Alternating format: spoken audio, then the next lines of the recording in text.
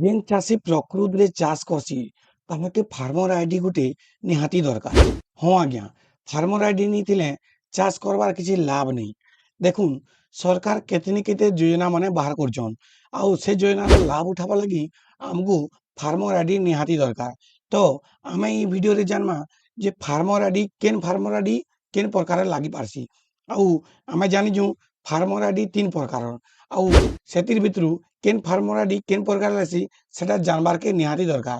ଆଉ ସବୁ ଫାର୍ମର ଆଇଡି ଗୁଟେ ବୋଇଲେ ସେଟା କଦାପି ହେଇ ନି ପାରେ।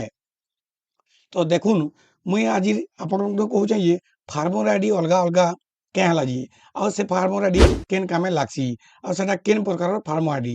ସବୁଥିରୁ ପହଲା ମୁଇଁ ଆପଣଙ୍କୁ ଦେখাମି ଯେନ୍ଟାକି କୃଷକ ଓଡ଼ିଶା ଫାର୍ମର ଆଇଡି। ଦେଖୁନ୍ କୃଷକ ଓଡ଼ିଶା ଫାର୍ମର ଆଇଡି ଯେନ୍ଟା ଇ পোর্টালকে যেকরি কৃষক ওড়িশার ফার্মর আইডি বনাবারকে পড়েছি।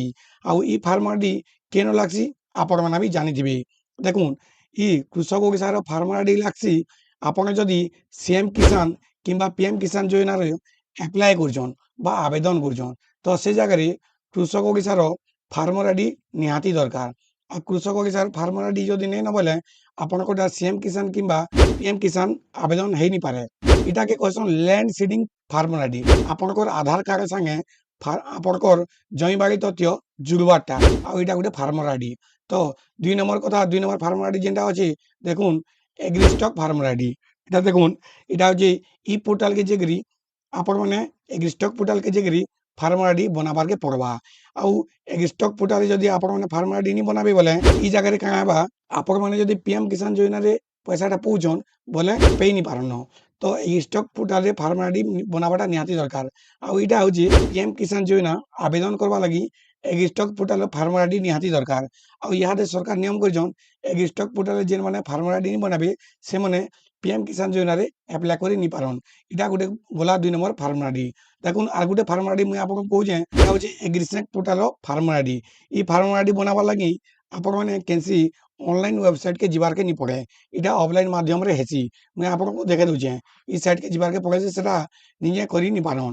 সেটা কে করছি আমার ব্লক এগ্রিকলচর ডিপার্টমেন্ট র যিন অছন বিএডব্লিউ আজ্ঞা তাঙ্কর পাশকে যাইকরি আপনার ফার্মর আইডি করা পড়েছি।